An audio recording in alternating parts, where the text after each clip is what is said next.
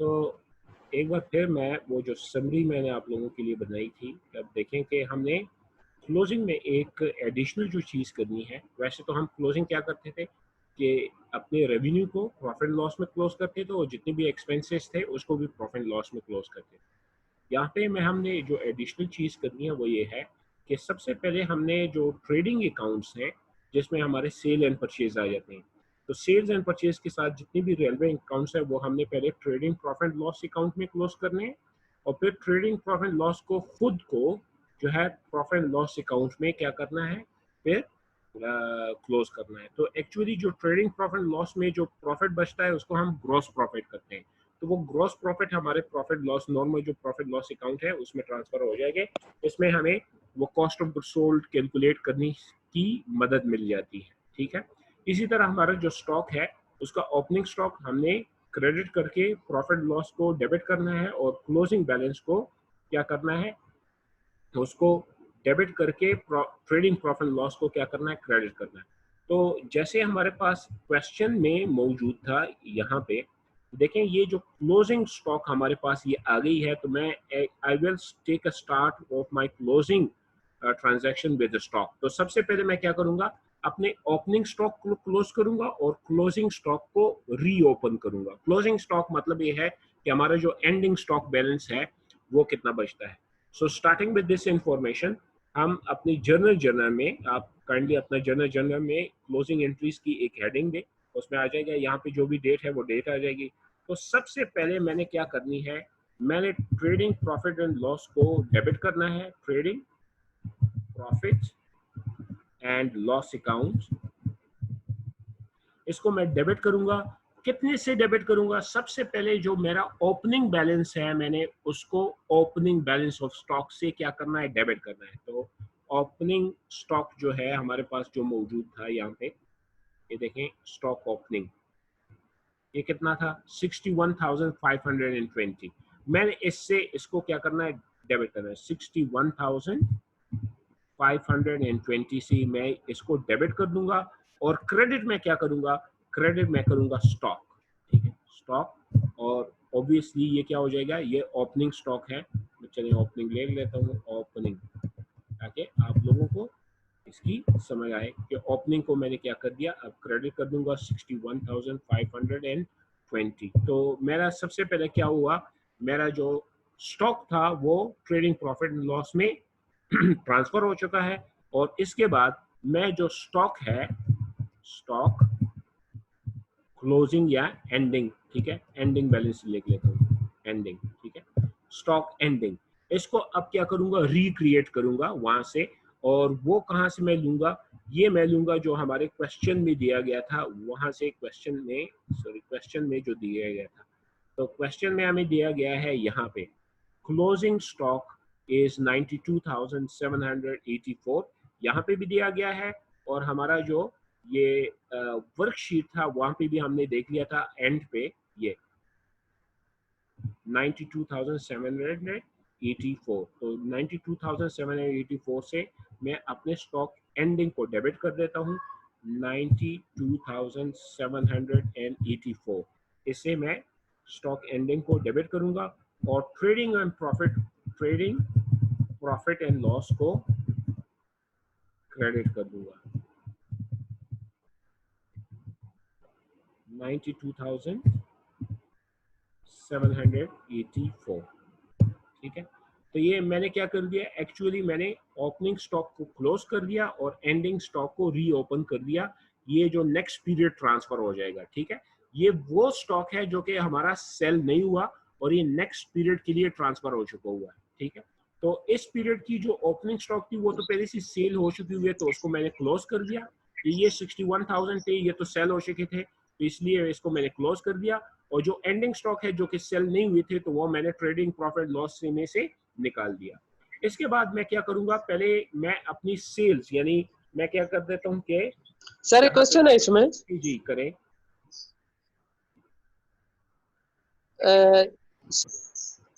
Closing stock में से अगर हम ओपनिंग को माइनस कर देंगे तो वो परचेजेस हमारे पास आ जाएगा? नहीं नहीं, देखिए क्लोजिंग स्टॉक से ओपनिंग माइनस करेंगे तो कुछ भी नहीं आएगा, वो ऐसे ही एक एरर आ जाएगा। बेसिकली जो वर्किंग है वो वर्किंग अगर आप याद करें तो जो मैंने वर्किंग आपको बताई थी वो तो हमने ये बताई थी ना कि हमारे पास पहले होगा स्टॉक ओपनिंग, ठीक है, स्टॉक ओपनिंग, और ओपनिंग हो जाएगा, ठीक है, और फिर उसके साथ मैंने कहा परचेजेज हो था कि जाएगा। अब परचेजेस ऐड करेंगे, ठीक है, ये प्लस हो जाएगा परचेजेस, रिटर्न जो है माइनस हो जी जाएंगे, ठीक है, रिटर्न क्या हो जाएंगे, माइनस हो जाएंगे, डिस्काउंट जी जी, परचेज डिस्काउंट जो है वो भी माइनस हो माइनस हो जाएगा, जाएगा। कैरेज जो है वो क्या हो जाएगा, ऐड हो जाएगा कैरेज, ठीक है, और फिर इसमें से लेस क्या कैरेज होगा, इनवर्ड जो है ना, जो जो लेस होगा वो इनवर्ड स्टॉक एंडिंग होगा, ठीक है, लेस जो होगा वो क्या होगा, सेल्स स्टॉक, वगैरह लेस कर देंगे। ठीक है, और इसके बाद जो हमारे पास आंसर आएगा उसको हम कह रहे थे CGS, cost of good sold, ठीक है, ये हमारी नॉर्मल वर्किंग थी। लेकिन यहाँ पे जो मैंने थोड़ी सी एक इसकी ठीक हो जो गया। फॉर्मलाइज किया था, मैंने कहा कि आप पहले नेट परचेजेस को सेपरेट कैलकुलेट करें, फिर नेट परचेजेस को स्टॉक ओपनिंग के साथ ऐड करें तो स्टॉक अवेलेबल फॉर सेल हो जाएगा, और फिर उसमें से स्टॉक एंडिंग माइनस करेंगे तो जी कॉस्ट ऑफ गुड सोल्ड आ जाएगा। वो रिपोर्टिंग की हद तक है, वैसे ही प्लस माइनस कर देंगे तो आंसर वही आ जाएगा, कॉस्ट ऑफ गुड सोल्ड आ जाएगा, यानी अगर इसको फॉर्मलाइज आप नहीं रखते, ठीक है। अच्छा अच्छा, अच्छा, तो इसको ठीक हो फिर दोबारा गया। देखते हैं कि अब हमने करना क्या है, हमने क्लोजिंग करनी है, तो हम अपने डेबिट्स को क्या करेंगे, क्रेडिट करके प्रॉफिट एंड लॉस को क्या करेंगे, डेबिट करेंगे। तो हम परचेजेस को, सेल्स रिटर्न को, सेल डिस्काउंट और कैरेज इनवर्ड को, इसको क्या कर सकते हैं, पहले क्लोज कर सकते हैं और फिर सेल, परचेज रिटर्न्स और परचेज डिस्काउंट को इसको भी कर सकते हैं। ये एक सीक्वेंस है जो कि डेबिट एंड क्रेडिट के लिहाज से है। आप बगैर सीक्वेंस भी कर सकते हैं। बगैर सीक्वेंस मतलब ये है कि आप अपने एक एक अकाउंट को देखते जाएं और उसको क्लैश करते जाएं। फॉर एग्जांपल, अगर मैं अपने एक्सेल स्प्रेडशीट में चले जाऊं और यहाँ पे प्रॉफिट लॉस, ये जो मेरा प्रॉफिट लॉस है ये, तो मैं देखूंगा कि मैंने क्या करना है, सेल्स देखें, सेल्स क्रेडिट है तो सेल्स को मैं डेबिट करके ट्रेडिंग प्रॉफिट लॉस को क्या करूंगा, डेबिट करूंगा, और फिर ये डेबिट हैं तो इनको क्रेडिट करके ट्रेडिंग प्रॉफिट लॉस को क्या करूंगा, उसको क्रेडिट करूंगा। तो इस तरह एक एक एंट्री हम करते जाते हैं। क्योंकि मैं अब यहां से करूंगा तो मैं एक एक एंट्री करूंगा। सबसे पहले मैं सेल्स की कर देता हूं। सेल्स क्रेडिट है, सेल्स क्रेडिट है, इसको क्लोज करने के लिए इसको हम क्या करेंगे, डेबिट करेंगे या क्रेडिट करेंगे, इसको हम डेबिट कर देंगे, ठीक है। तो सेल्स हमारी कितनी थी, देखें 7,42,774, ठीक है। तो 7,42,774, 7,42,774 ये डेबिट हो गया। क्रेडिट क्या हो जाएगा, क्रेडिट हो जाएगा ट्रेडिंग प्रॉफिट लॉस अकाउंट, कितना, 7,42,774, ठीक है। ये हमारा हो गई है सेल्स की क्लोजिंग। तो हमने ये 774 क्लोज कर दिया सेल को। फिर ये हमारे पास सेल्स रिटर्न है और सेल्स डिस्काउंट है, ठीक है। इसको भी हम प्रॉफिट लॉस में क्या करेंगे, क्लोज करेंगे, ट्रेडिंग प्रॉफिट लॉस में क्लोज करेंगे। तो ट्रेडिंग प्रॉफिट लॉस में क्लोज करने के लिए हम ट्रेडिंग प्रॉफिट लॉस को डेबिट कर देंगे और इन चीजों को क्रेडिट करेंगे, ठीक है। तो ट्रेडिंग प्रॉफिट लॉस, यहाँ पे आ जाता हूँ और लिख लेता हूँ trading profit and loss account, इसको डेबिट में फिलहाल छोड़ देता हूँ। ये क्रेडिट दो चीजें हैं या तीन चीजें हैं, तीनों को मैं एज इट इज ले लेता हूँ। ये तीन चीजें, ठीक है। कौन कौन सी हैं, ये है हमारे पास sales return and allowances, sales discount और परचेजेस। तो ये यहाँ से कॉपी करके डायरेक्टली यहाँ पे, ठीक है, ले आता हूँ। और इनके बैलेंसेस, वो बैलेंसेस भी ले आता हूँ। वो बैलेंसेस कितने हैं जी, ये है, यहाँ पे डेबिट है, वहां पे क्रेडिट हो जाएंगे, डेबिट हैं तो यहाँ पे क्रेडिट हो जाएंगे। Sorry, control Z, control C,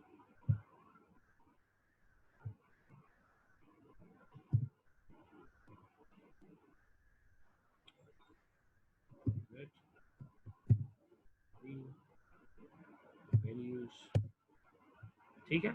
तो अब मैं क्या करूंगा, क्योंकि ये तीन चीजें हैं, इन तीनों का टोटल जो है वो करके मैं इसको डेबिट कर देता हूँ। तो सिंपली आप क्या करेंगे, इनको प्लस करेंगे। इनको प्लस करेंगे तो ये कितना आता है, ये देखें यहाँ पे आया हुआ है 56,000 नहीं, 5,61,560, ठीक है, 5,61,560, तो इसको 561,560, 561,560, तो 561,560 ये मैंने क्या कर दिया, इसको डेबिट कर दिया। तो मेरे return and allowances, sale discount और परचेजेस ये क्या हो गई हैं, ये भी क्लोज हो चुकी हैं। ये डेबिट बैलेंस थी, तो डेबिट को मैंने क्रेडिट कर दिया और इसका जो टोटल था उससे मैंने ट्रेडिंग प्रॉफिट लॉस को क्या कर दिया, वो डेबिट कर दिया।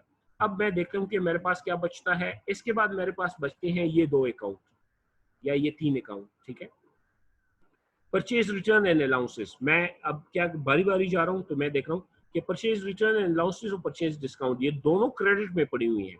तो मैं इनको क्रेडिट डेबिट करके ट्रेडिंग प्रॉफिट लॉस को क्या कर दूंगा, उसको जो है वो उसको डेबिट कर दूंगा। इनको सॉरी ये क्रेडिट है, इनको डेबिट कर दूंगा, वो क्रेडिट हो जाएगा। तो ये कंट्रोल सी, मैं ये इसको कंट्रोल सी डेबिट कर, हो ये गया। डेबिट हो जाएगा। ये दोनों डेबिट हो जाएंगे। तो यहाँ पे आ जाएगा डेबिट, ये क्रेडिट हो रही है ना, वो ट्रेडिंग में प्रॉफिट क्रेडिट हो जाएगा।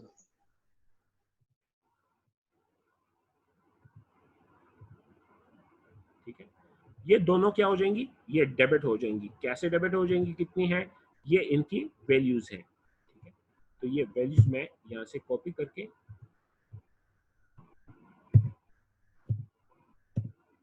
ये वैल्यूज आ गई। और डेबिट क्या होगा, नहीं क्रेडिट क्या होगा, क्रेडिट हो जाएगा ट्रेडिंग प्रॉफिट लॉस अकाउंट, ठीक है। तो इसकी जो सम है, यहाँ पे मैं लिख लेता हूँ कि ये ट्रेडिंग प्रॉफिट प्लस ये जो है, इन दोनों को प्लस कर दो। तो इन दोनों का ये जो प्लस आप देख रहे हैं कितना आता है, 6,624, 6,624 वो आ गया। इसके बाद देख लेता हूँ कि मेरे पास प्रॉफिट लॉस में अब क्या बचता है, सिर्फ और सिर्फ बचता है कैरेज, ठीक है। ये लास्ट मेरा है जो कि ट्रेडिंग प्रॉफिट लॉस में डील हो रहा है, ठीक है।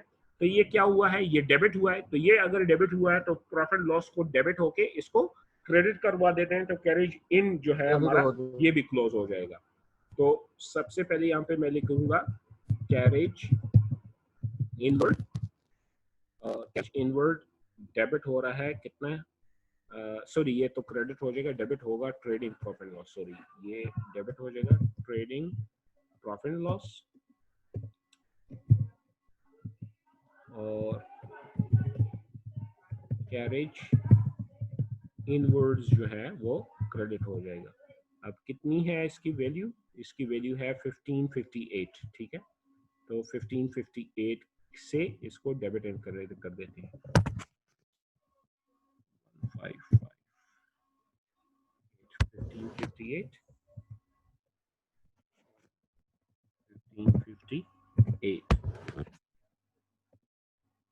ये हमारा हो गया है। अब ये हमारी जितनी भी ट्रेडिंग अकाउंट्स हैं वो हो गई हैं क्लोज, लेकिन यहाँ पे जो एक चीज बच गई है वो है हमारा ट्रेडिंग प्रॉफिट लॉस अकाउंट के। अब उसमें हमारे ट्रेडिंग प्रॉफिट लॉस अकाउंट में अब बैलेंस कितना बचता है, क्योंकि हमने अब वो ट्रेडिंग प्रॉफिट लॉस अकाउंट का जो बैलेंस है वो ट्रांसफर करना है कहाँ, वो हमें ट्रांसफर करना है टूवर्ड्स जो हमारा वो है इनकम समरी अकाउंट या प्रॉफिट लॉस अकाउंट। उसके लिए हम दो काम कर सकते हैं। एक तो मैं ट्रेडिंग प्रॉफिट लॉस का टी अकाउंट बना दूं और उसमें बैलेंस देखूं कि हमारा बैलेंस कितना है, और दूसरा पे मैं कर सकता हूं कि मैं जो इनकम स्टेटमेंट बनाना शुरू करूं और इनकम स्टेटमेंट में देखूं कि ग्रॉस प्रॉफिट कितना है, उससे भी ये काम कर सकता हूं। तो मैं सिंपलिसिटी के लिए सबसे पहले क्या कर देता हूं, टी अकाउंट्स पे क्या कर देता हूं कि मैं टी अकाउंट पे इसको शो कर देता हूं कि टी अकाउंट में ये कैसे शो होगा। ओके, टी अकाउंट के लिए मैंने क्या करना है,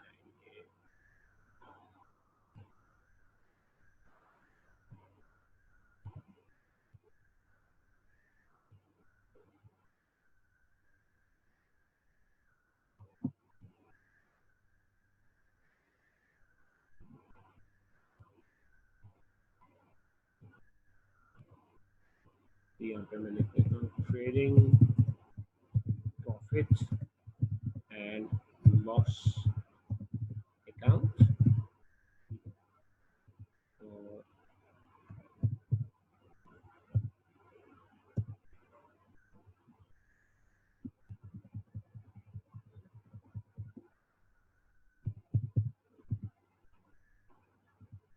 अच्छा, मेरा ये ट्रेडिंग प्रॉफिट लॉस अकाउंट बन गया। अब मैं यहाँ पे देखता हूँ कि मेरा ट्रेडिंग प्रॉफिट लॉस डेबिट हो रहा है पहले किससे, स्टॉक से। तो यहाँ पे मैं लिख लेता हूँ कि मेरा स्टॉक ओपनिंग, ठीक है। वैसे अगर इसको मैं ना लिखना चाहूँ तो भी ठीक है, मैं इसकी सिर्फ और सिर्फ बैलेंसेस लिखूँ। स्टॉक ओपनिंग की वजह से 61,520 से ये क्या हुआ था, डेबिट हुआ था। एक ये दूसरा डेबिट, मैं सबसे पहले डेबिट को ढूंढ लेता हूँ। फिर दूसरा डेबिट ये है 5,63,6,000। तो ये जितनी भी हैं इसको मैं कॉपी कर देता हूँ, कंट्रोल सी, और यहाँ पे लिख लेता हूँ ऑल कंट्रोल वी ये। और ये जो बैलेंसेस है इनकी वजह से ये क्या हुआ था, डेबिट हुआ था, ऑल कंट्रोल वी।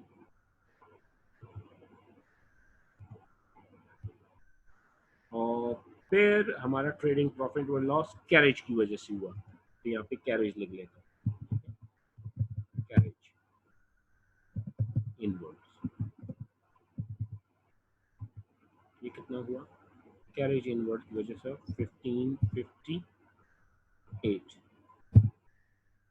देखिए, अच्छा सॉरी, एक चीज़ तो है, मैं कह रहा हूँ कि ये बैलेंस ढूंढना पड़ेगा। बैलेंस तो हमारे पास पहले से मौजूद है ना, ना ना, ये तो प्रॉफिट लॉस का बैलेंस है, सॉरी नहीं, ट्रेडिंग प्रॉफिट लॉस का हमने सेपरेट बैलेंस कैलकुलेट करना। अब इसके बाद मैंने क्रेडिट्स ढूंढने हैं कि मेरे क्रेडिट्स कितने हैं। स्टॉक एंडिंग को मैं एंड में लिखूंगा ताकि हमारा जो फॉर्मेट है उसके मुताबिक हमें थोड़ी सी समझ आ जाए। स्टॉक एंडिंग को मैं बाद में लिख देता हूँ, पहले मैं सेल्स की वजह से इसको क्रेडिट कर देता हूँ कि मैं कह देता हूँ कि सेल्स की वजह से क्रेडिट हुआ था। सेल्स की वजह से कितना क्रेडिट हुआ था, वो है 7,42,000, 7,42,774, इसकी वजह से क्रेडिट हुआ था।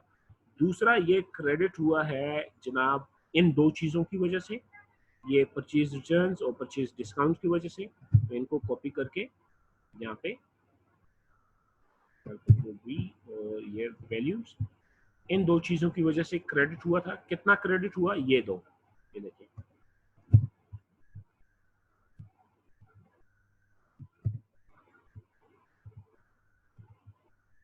तो ये क्रेडिट हो गए। अब जो फाइनली हमारा जो क्रेडिट बचता है वो कौन सा बचता है, ये देखें, ये तमाम तकरीबन मैंने पोस्ट कर दी हैं टी अकाउंट्स में। जो बचता है वो एंडिंग स्टॉक बचता है, ठीक है। तो अब एंडिंग स्टॉक की वजह से ट्रेडिंग अकाउंट क्या हुआ है, क्रेडिट हुआ है। तो यहाँ पे एट द एंड मैं क्या देखूंगा, स्टॉक एंडिंग, स्टॉक एंडिंग, और स्टॉक एंडिंग की वैल्यू कितनी है,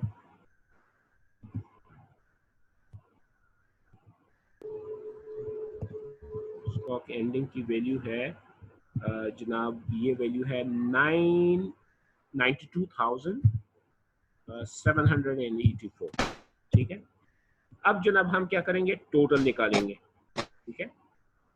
जब हम टोटल निकालेंगे, एक थोड़ी सी जगह मैं छोड़ देता हूँ, यहाँ पे लिख लेता हूँ टोटल, और इसको कर देता हूँ ये सम, और यहाँ पे कर देता हूँ टोटल,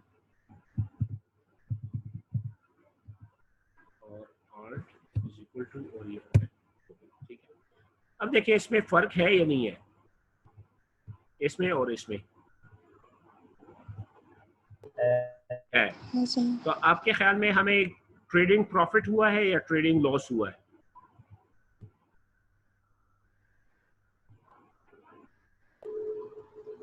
ट्रेडिंग प्रॉफिट हो। ये ट्रेडिंग प्रॉफिट को एक्चुअली हम कहते हैं ग्रॉस प्रॉफिट। ये ग्रॉस प्रॉफिट कहाँ पे ट्रांसफर होगा, तो ये ग्रॉस प्रॉफिट अब हम ट्रांसफर करेंगे अपने इनकम समरी अकाउंट में, या अपने जो इनकम स्टेटमेंट है या प्रॉफिट लॉस स्टेटमेंट है, प्रॉफिट लॉस अकाउंट में हम क्या कर देते हैं, इसको ट्रांसफर कर देते हैं। एक्चुअली हमने इसका जो डिफरेंस है वो ट्रांसफर करना है। तो आप डिफरेंस कैसे कैलकुलेट करेंगे, 8,42,182 से 6,24,638 माइनस कर देंगे, ठीक है। तो एक्चुअली क्या करेंगे हम, यहाँ पे मैं लिख लेता हूँ मैं लिख लेता हूँ ग्रॉस प्रॉफिट, लिख लेता हूँ ग्रॉस प्रॉफिट, ठीक है। और इसको मैं बोल्ड लिखता हूँ कि ये ग्रॉस प्रॉफिट जो है हमने लिख तो लिया, लेकिन ये ट्रांसफर हो जाएगा actually profit and loss account में, ठीक है। मैं यहाँ पे लिख लेता हूँ P&L, यानी ये प्रॉफिट एंड लॉस अकाउंट में क्या हो गया है, ट्रांसफर हो गया। तो हमारे पास कितना है, हमारे पास ये है 8,42,182 माइनस, ये मैं मैन्युअली करूंगा 6,24,638। इससे क्या होगा, हम माइनस कर दें तो हमारे पास ग्रॉस प्रॉफिट आ जाएगा। तो ये है। अब ये देखिए, जैसे ही ग्रॉस प्रॉफिट मैंने यहाँ पे डाल दिया तो हमारा टोटल क्या हो गया, इक्वल हो गया। तो इसका क्या मतलब हुआ कि हमारा ट्रेडिंग प्रॉफिट लॉस अकाउंट क्या हो गया, क्लोज हो गया। तो हमने ट्रेडिंग प्रॉफिट लॉस अकाउंट को क्लोज करने के लिए ट्रेडिंग प्रॉफिट लॉस को डेबिट करेंगे और क्रेडिट किसको करेंगे, ये फाइनली हमारा जो प्रॉफिट एंड लॉस अकाउंट बनेगा या इनकम समरी अकाउंट जो बनेगा, उसको हम क्या कर देंगे, उसको हम क्रेडिट कर देंगे। तो यहाँ पे एक बार फिर मैं आ जाता हूँ और मैं यहाँ पे लिख लेता हूँ कि अब हमारा trading and profit loss account, trading profit loss account वो डेबिट हो रहा है कितने से, 2,17,544। यहाँ पे जो ये अमाउंट बनी है, ठीक है, यही अमाउंट मैंने यहाँ पे जनरल एंट्री में क्या कर दिया, डेबिट कर दिया। और क्रेडिट क्या हो जाएगा, प्रॉफिट एंड लॉस अकाउंट, ये हमारा हो जाएगा क्रेडिट 2,70,000 जितना भी है 2,17,544, ठीक है। ये हमारा क्या हो गया, अब ट्रेडिंग प्रॉफिट लॉस हमारा ऑटोमेटिकली क्लोज हो गया क्योंकि इसका डेबिट एंड क्रेडिट इक्वल आ गए। तो ये हमारा अकाउंट क्लोज हो चुका हुआ है।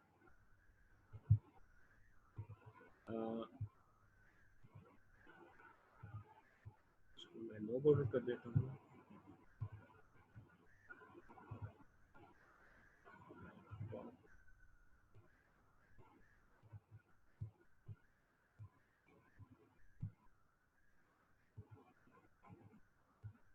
ये हमारे क्या हो गए, ये ट्रेडिंग प्रॉफिट लॉस हमारा क्लोज हो गया।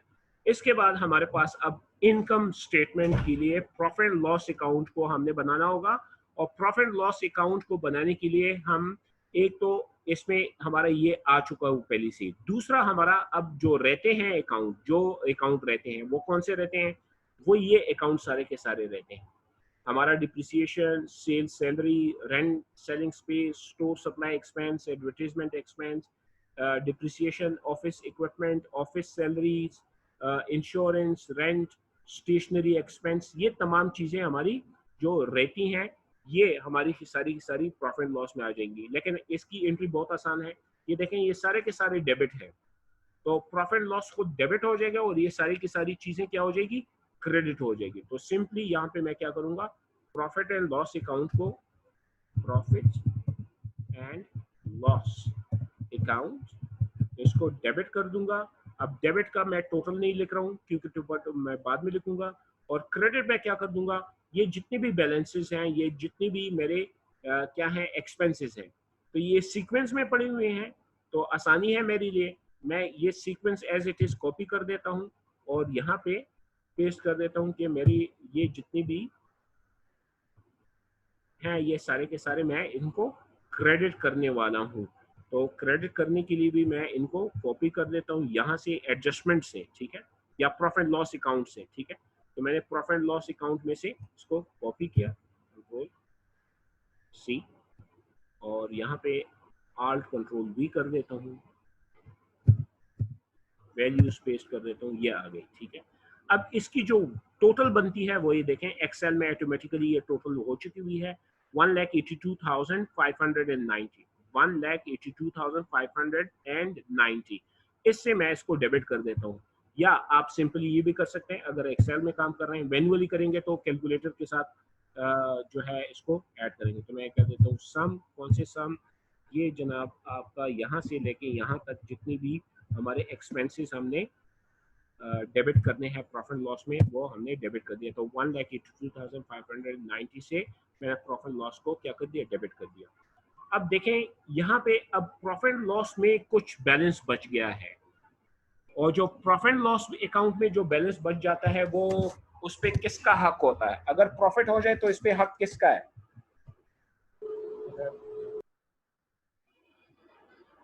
अगर कोई प्रॉफिट हो जाता है तो प्रॉफिट पे हक किसका होता है? ओनर का। ओनर का। तो ये प्रॉफिट, वेरी गुड, तो ये प्रॉफिट किसके अकाउंट में ऐड होना चाहिए? ओनर्स के अकाउंट में। तो एक्चुअली जो हमारी फाइनल जो क्लोजिंग एंट्री है वो हमने प्रॉफिट जो है वो ट्रांसफर करना है ओनर। अब दो तरीके हो सकते हैं, या तो मैं यहाँ पे टी अकाउंट बना दूं प्रॉफिट लॉस का, उसमें इसी तरह जैसे मैंने ट्रेडिंग प्रॉफिट लॉस का प्रॉफिट कैलकुलेट किया वो प्रॉफिट कैलकुलेट कर दूं, और एक दूसरा मेरे पास शॉर्टकट पड़ा हुआ है, वो ये है कि वर्कशीट में पहले से प्रॉफिट हमें कैलकुलेट पड़ा हुआ है। ये कितना बैलेंस है? 36,512। तो हम क्या करेंगे कि क्योंकि ये प्रॉफिट हो चुका हुआ है, तो प्रॉफिट हो चुका है तो इक्विटी बढ़ जाएगी, तो इक्विटी बढ़ाने के लिए हम क्या करेंगे? इक्विटी को क्रेडिट करेंगे और प्रॉफिट लॉस अकाउंट को डेबिट कर देंगे। ये काइंडली अपने साथ याद रखिएगा। 36,512, 36,512। तो यहाँ पे जो मेरा ट्रांजेक्शन यहाँ पे होगी वो ये होगी कि हमारी profit and loss account debit हो जाएगी। कितने से डेबिट हो जाएगी? ये है 36,512, 36,512 से ये क्या हो जाएगी? डेबिट। और इक्विटी जो है हमारा कैपिटल अकाउंट, कैपिटल अकाउंट क्या हो जाएगा? वो क्रेडिट हो जाएगा, क्योंकि ये प्रॉफिट है तो इसलिए क्रेडिट हो रहा है। अगर लॉस होता तो ये रिवर्स हो जाती, तो कैपिटल अकाउंट डेबिट होता और प्रॉफिट लॉस अकाउंट क्रेडिट हो जाता। कितना? 36,512। इसको हम टेस्ट भी करेंगे कि क्या वाकई ही 36,512 जब हम ट्रांसफर कर देते हैं तो प्रॉफिट लॉस अकाउंट जीरो हो जाएगा। एक तो ये हो गया। दूसरा, हमने विड्रॉल को भी क्या करना है? वो कैपिटल में ट्रांसफर करना है। तो विड्रॉल को कैपिटल में ट्रांसफर करेंगे तो कैपिटल डेबिट हो जाएगा और विड्रॉल अकाउंट जो है वो क्या हो जाएंगे? वो क्रेडिट हो जाएंगे। कितने हैं ये हम यहाँ पे देखते हैं, ड्राइंग्स, या ये है ड्राइंग्स है, सॉरी विड्रॉल नहीं है, ड्राइंग्स है। कितने हैं ड्राइंग्स हैं? 32,400। तो मैं यहाँ पे ड्राइंग्स ही लिख लेता हूँ, ड्राइंग्स ऑफ ओनर। और कितने हैं जनाब? ये है 32,400, 32,400 की ड्राइंग, कैपिटल में डेबिट और ड्राइंग्स में क्रेडिट, 32,400। और इस तरह हमारी ये क्लोजिंग एंट्री जो है वो ऑलमोस्ट कंप्लीट हो चुकी हुई है। ये हमारा ट्रांजैक्शन कंप्लीट हो गया। अब जो एक चीज मैं बनाने वाला हूँ वो है प्रॉफिट लॉस अकाउंट का टी अकाउंट। तो यहाँ पे मैं टी अकाउंट एक दूसरा बना देता हूँ जिसका, तो सबसे पहले हमारा क्या हुआ था? ट्रेडिंग प्रॉफिट एंड लॉस की वजह से, trading profit and loss account की वजह से ये क्रेडिट हुआ था। और कितना क्रेडिट हुआ था? यहाँ पे जो लिखा हुआ है, ठीक है। ये प्रॉफिट लॉस में ट्रांसफर हुआ कितना? 21,000 नहीं 2,17,544। यहाँ पे भी है, ये देखें यहाँ पे ये ट्रांजेक्शन शुरू हो जाता है। तो 2,17,544 ये आ गया। इसके बाद हमारे पास इनकी वजह से ये क्या हुआ है? डेबिट हुआ है। तो ये कंट्रोल सी कर देता हूँ यहाँ पे, ऑल कंट्रोल वी, वैल्यूज, ठीक है। और ये जो वैल्यूज है ये भी सी, ऑल कंट्रोल वी, और ये पेस्ट कर देते हैं। ये सारी की सारी डेबिट हुई है, ठीक है। अब इसके बाद हमारे पास क्या हुआ है? प्रॉफिट लॉस को डेबिट हुआ है, कैपिटल क्रेडिट हुआ है। तो ये कैपिटल की वजह से यहाँ पे दिखा देता हूँ कैपिटल, और इसको बोल्ड करवा देता हूँ ताकि पता लगे कि हमारा फाइनल अकाउंट है, फाइनल जो ट्रांजैक्शन है वो है, और वो है 36,512।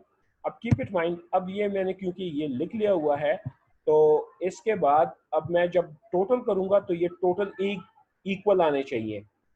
यानी ट्रेडिंग प्रॉफिट लॉस 2,17,544 जो है ये टोटल, और ये जो टोटल है ये एक जितने होने चाहिए, वरना हमने ये ट्रांजैक्शन गलत की होगी, ठीक है।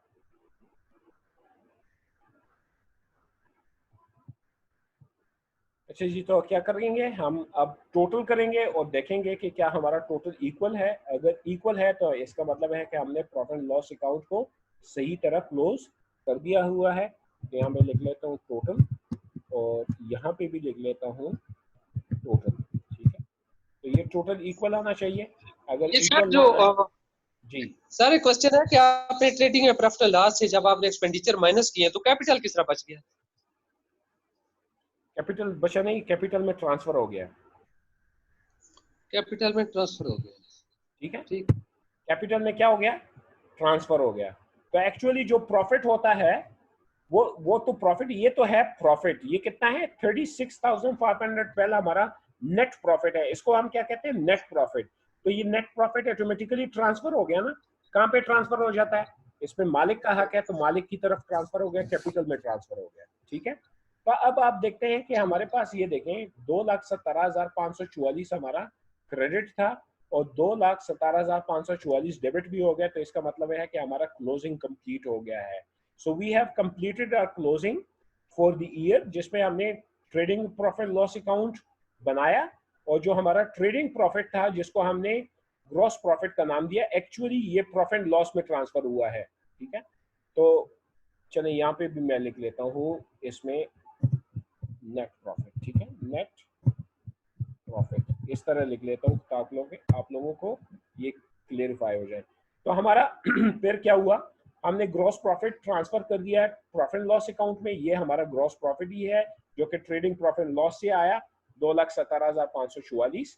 और फिर ये ग्रॉस प्रॉफिट में से हमने अपने एडमिनिस्ट्रेटिव एक्सपेंसेस जो हैं वो माइनस किए। जब हमने अपने एडमिनिस्ट्रेटिव एक्सपेंसेस या ऑपरेटिंग एक्सपेंसेस अपने ग्रॉस प्रॉफिट से माइनस किए, तो हमारे पास नेट प्रॉफिट आ गया 36,512 का। ये हम ट्रांसफर कर देंगे कैपिटल अकाउंट में, वो हमने कैपिटल अकाउंट में ट्रांसफर कर दिया। तो एक्चुअली हमारी जो क्वेश्चन की रिक्वायरमेंट थी जिसमें हमने क्लोजिंग करनी थी, वो क्लोजिंग जो है हमारी क्वेश्चन की रिक्वायरमेंट कंप्लीट हो चुकी हुई है। ठीक है, ये क्वेश्चन में हम देख लेते हैं हमारा prepare closing entry for the store. तो हमारी इसकी जो एडजस्टमेंट एंट्री है और क्लोजिंग एंट्री है और वर्कशीट जो है वो कंप्लीट हो चुका हुआ है। अब now we are required to prepare what, we are required to prepare trading profit loss account and balance sheet account. अब हमने ये फाइनेंशियल स्टेटमेंट सिर्फ बनाने हैं। तो फाइनेंशियल स्टेटमेंट बनाने के लिए मैं यहाँ पे एक और शीट बना देता हूँ। इसको